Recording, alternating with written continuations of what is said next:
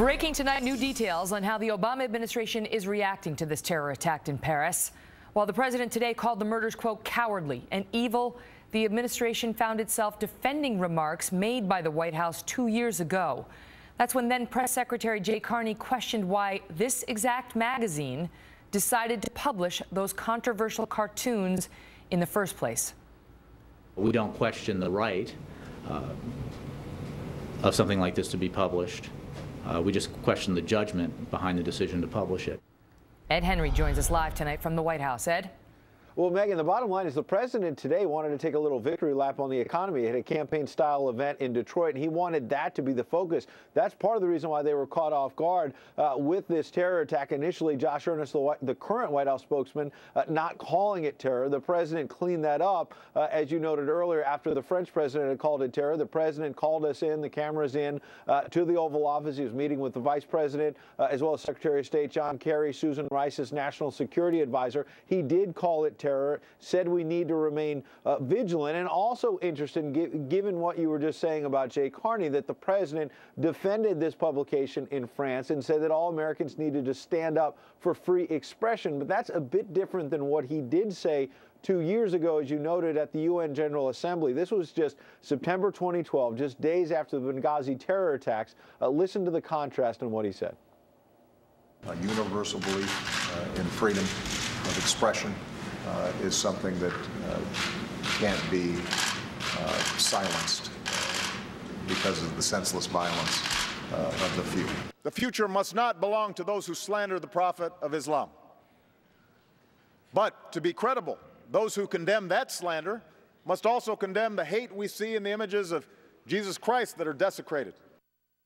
That was the same speech at the UN where the president blamed Benghazi on that anti-Mohammed video. But we should point out, in that same speech, the president said he would not ban the video because of free speech, Megan. Ed Henry, thank you. I want to tell you that we believe we may now be about to get photos of at least 2 of the 3 suspected guns. Joining us now to explain the White House's response to today's deadly terrorist attacks, Fox's own Ed Henry. Fox, Josh Earnest, slow to the uptake here in terms of calling this terrorism. A lot of criticism?